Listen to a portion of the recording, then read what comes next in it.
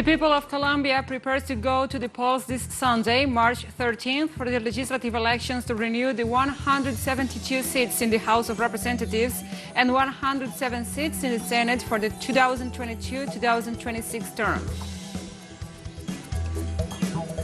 U.S. President Joe Biden on Friday sent a new executive order banning U.S. citizens from investing or doing businesses with Russian companies. Venezuela's Vice President Delcy Rodriguez took part in the second Antalya Diplomatic Forum held in Turkey.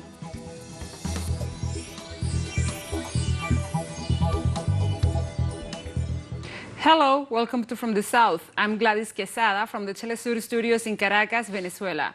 We begin with the news. Stay with us.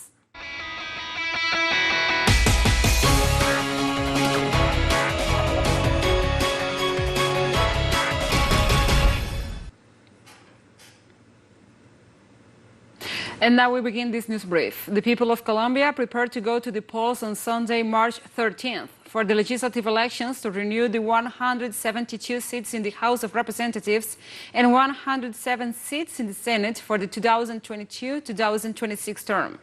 Parliamentary elections and consultations for presidential coalitions abroad began on March the 7th. In the midst of these elections being held in other countries, there are already reports of some irregularities in the sites designated for voting by Colombians. In this context, the observation mission in Colombia clarified that it is not allowed neither the guidance nor the information points of political organizations inside or around the voting stations.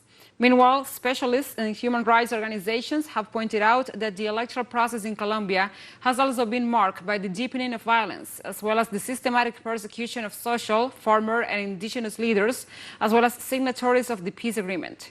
They also refer that the situation has violated the rights of an important sector of the population, which causes fears in the rural population by minimizing both mobility and the intention to go to vote.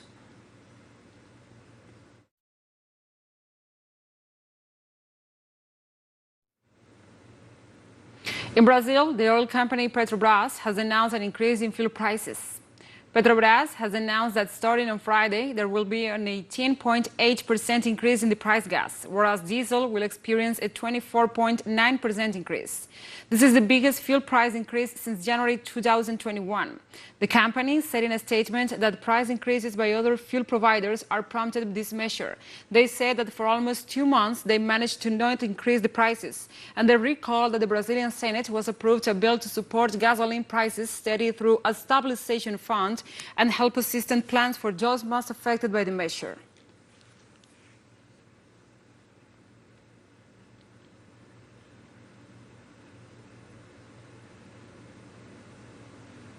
The Venezuelan government has confiscated nearly 80,000 liters of gasoline and several tons of strategic materials, which had been stolen by criminal gangs for resale in the black market. Venezuela's Attorney General Tarek William Saab declared that out of the 439 people detained, 326 have received jail sentences, 96 precautionary measures, and 17 were released. Mr. Saab also announced that so far this year, the authorities have seized 4,423 meters of cable, 79,300 liters of fuel, 2,002 kilos of aluminium, more than 138,000 kilos of copper, and over 13,000 kilos of scrap metal. The Attorney General emphasized that these criminal acts damage the nation's patrimony and jeopardize the fundamental rights of Venezuelan people.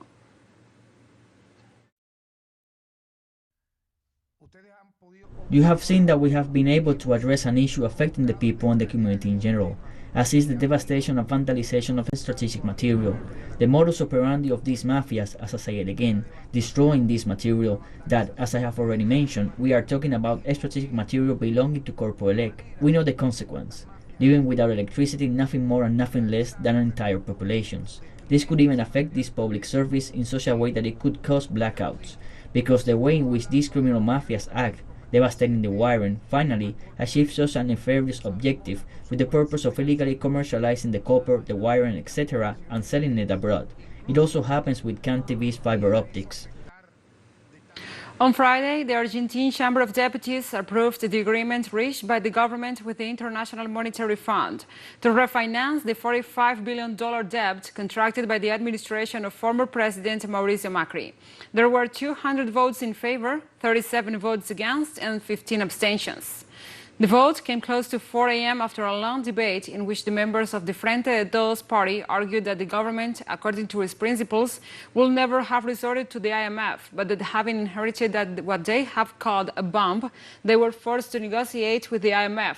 Therefore, the agreement reached this morning is no cause for celebration, because it is only meant to save the country from a default. Meanwhile, it was interesting to watch the level of detachment that transpired from the arguments made by the deputies from the opposing party, Juntos por el Cambio, which is Macri's party, the one responsible for the present situation. Although the debates were heated, no amendments were made to the original deal.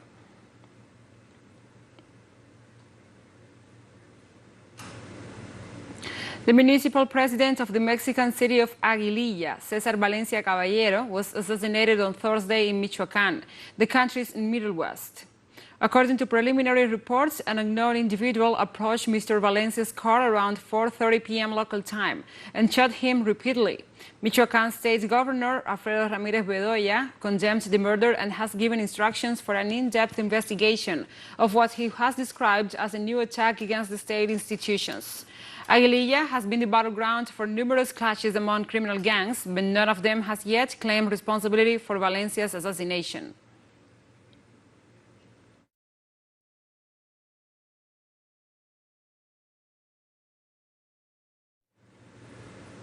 And the president of Panama, Laurentino Cortizo, on Friday approved a law establishing the creation of an autonomous university of indigenous peoples in the Ngabe-Buglé region, northwest of the capital.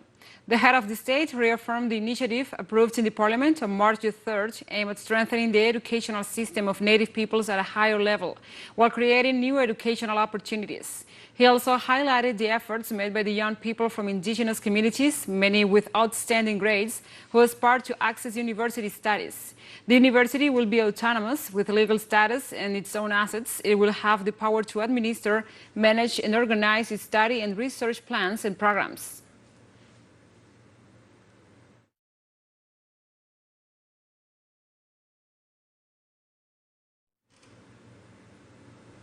And 36-year-old Gabriel Boric is now Chile's new president.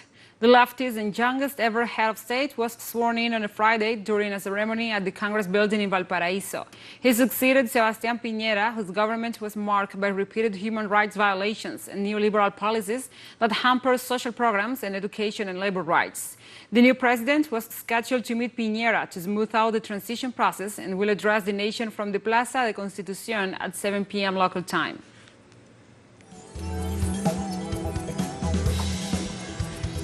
We'll take a short break now. Join us again after this.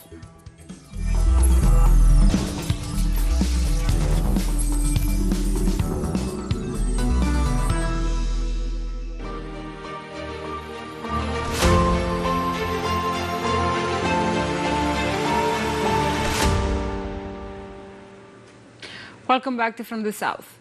U.S. President Joe Biden on Friday signed a new executive order banning U.S. citizens from investing or doing businesses with Russian companies. The new extraterritorial measure emanating from Washington prohibits certain imports, exports, and new investments, sales and supplies from the United States to the Slavic nation, and also applies to all U.S. citizens, regardless of their location or country of residence. The measure also prohibits payment in U.S. dollars in cash to the government of Russia or to any person or institution located on Russian territory. In addition, the document includes a list of prohibited Russian import items, including, among others, fish, seafood, alcoholic beverages, and luxury goods. Also taking a further step of banning imports of goods from several signature sectors of the Russian economy, including seafoods, vodka, and diamonds. And we're going to continue to squeeze Putin. The G7 will seek to deny Russia the ability to borrow from leading multinational institutions, such as the International Monetary Fund and the World Bank. We're also taking... The United States will provide Ukraine with a $14 billion aid package, which includes military supplies and humanitarian assistance. The funds approved by the U.S. Senate on Thursday is more than twice the amount originally considered and was already submitted to President Joe Biden for its implementation. The whole process took less than 2 days after its approval by the House of Representatives. A U.S. journal reported that as of last December, Washington has increased its shipments of weapons to Kyiv, while Vice President Kamala Harris confirmed Thursday that the deployment of 2 anti-ballistic missile batteries to Poland.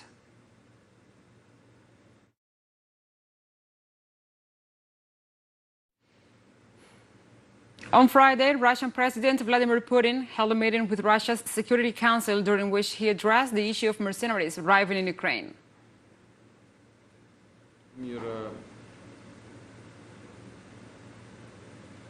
President Putin said that the West is covertly sending mercenaries to Ukraine, bypassing international law. He said Russia may be open to accepting volunteers who want to support the people in the Donbas region by joining Russia's special military operation there. Russia's Defense Minister Sergei Shoigu said that they have already certified at least 16,000 requests from volunteers who want to go to the republics of Donetsk and Luhansk, mostly from the Middle East.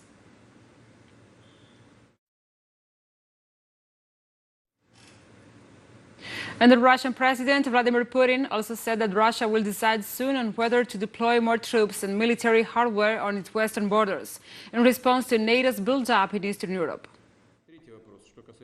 Regarding the strengthening of the western borders of the Russian Federation, due to the actions being taken in this regard by NATO countries, as a response to what they are doing, this requires to be looked into separately, and I ask you to prepare a separate review and report on the results of its discussion, and we will make the appropriate decisions in the near future. The president of Belarus, Alexander Lukashenko, at a meeting on Friday in Moscow with President Vladimir Putin, said that Ukraine was preparing to attack both the Donbas region and Belarus. Lukashenko said should Russia had not launched this preemptive operation 6 hours later, we could have had colossal casualties in just a few days. He said the Ukrainians were preparing to strike Donbas and Belarus. Lukashenko said, quote unquote, "We have a clear conscience. We are not the ones who unleashed this war." Lukashenko also said that the people of Russia and Belarus are beginning to understand what is happening and on whose side the truth is.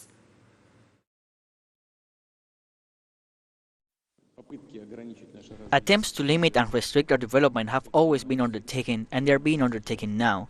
Now it is being done at a larger scale, it is obvious. I am sure that we will pass through these difficulties, and indeed, we will acquire more competencies, more opportunities to feel more independent. In the long run, this will be a benefit as it has been in years past.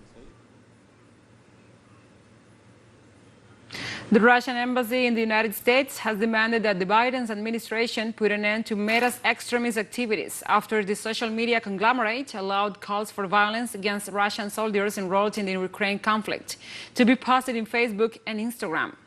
Russia demands that the U.S. authorities put an end to these activities and bring those responsible to justice.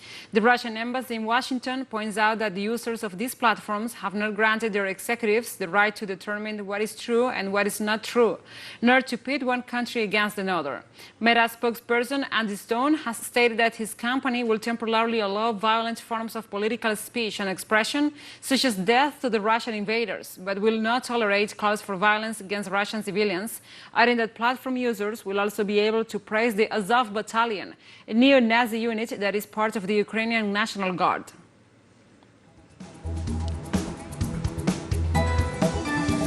And we have more news coming up after a final short break, so stay with us.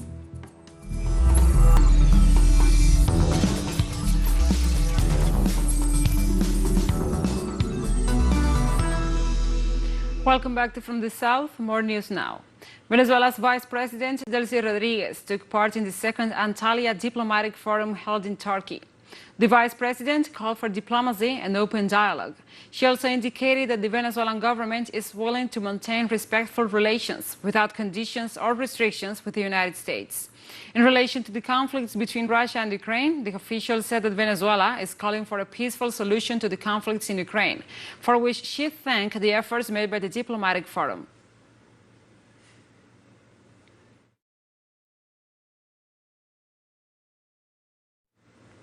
After her speech at the second Antalya Diplomatic Forum, the Venezuelan vice president gave an interview to the Lebanese-British journalist Gita Fakhri, in which she emphasized that relations with the United States cannot be conditioned. They must go through a diplomatic path. However, as we are concerned, we understand that initial approach cannot be conditioned. Of course not. And these initial contacts started with the framework of the bilateral relations. So this is just the beginning. Let's see if in the framework of diplomacy and constructive dialogue we can move forward. The Venezuelan diplomats also said the sanctions are contrary to international law and what the United Nations Charter stipulates. She stressed that every nation must defend the law of reason, of justice. Venezuela, together with other countries, we created the group of friends of the UN Charter. Because, as I said in my introduction, every day there's more multilateralism, less multilateralism and more unilateralism. The imposition of UCM contrary to international law. Therefore, this is part of our existence, the continuous defense of law. Because without law, it is the law of the strongest? No, it should be the law of reason, of justice, of law that should impose, and not the law of the forest, of the wilderness. As part of the interview, Vice President Delcy Rodriguez explained that Venezuela had a very clear position since the outset of the conflict between Russia and Ukraine, and the Bolivarian nation has always called for deepening diplomacy and an effective dialogue within the parties. Our position has been very clear from the outset. From the beginning of the conflict, Venezuela clearly indicated its concern for what happened with this conflict. First, we called for the prevention of the conflict. There were ways to prevent the conflict, deepening diplomacy. President Maduro explained to the Venezuelan people the source of the conflict, and he called for peace. President Maduro called for mediation, effective dialogue between the parties. And Iran accepts to a pause in the Vienna talks aimed at reviving the 2015 nuclear agreement, broken with the unilateral U.S. exit in 2018. Iranian Foreign Affairs Ministry spokesperson Saeed Khatibzadeh said that his country willingly accepts the pause promoted by the European Union under nuclear talks, saying it may help pave the way in resolving pending issues. On his part, Iran's Foreign Minister Hossein Amir-Abdollahian said that the agreement in the Vienna negotiations is within reach, provided the United States behaves realistically and in a coherent manner. Meanwhile, the European coordinator of the negotiations of the Comprehensive Joint Action Pact, Joseph Borrell, said a final document is essentially ready and on the table.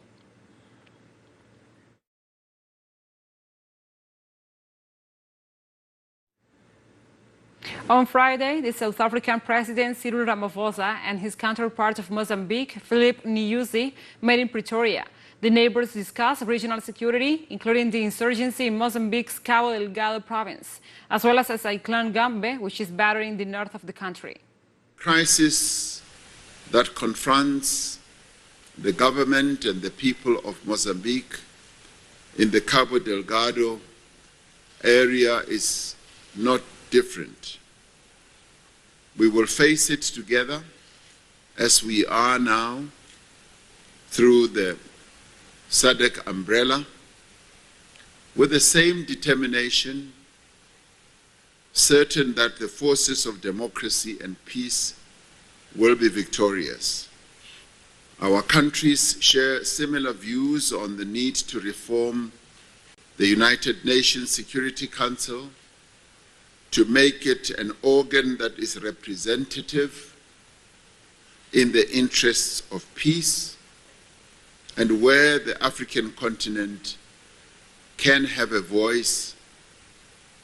South Africa fully supports Mozambique's candidature for a non-permanent seat at the UN Security Council.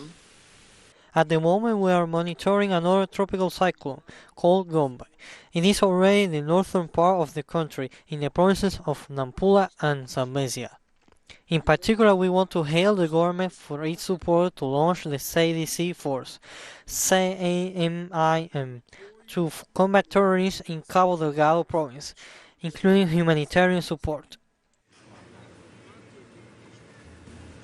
And like this, we have come to the end of this news brief. But remember, you can find this and many other stories on our website at telesurenglish.net.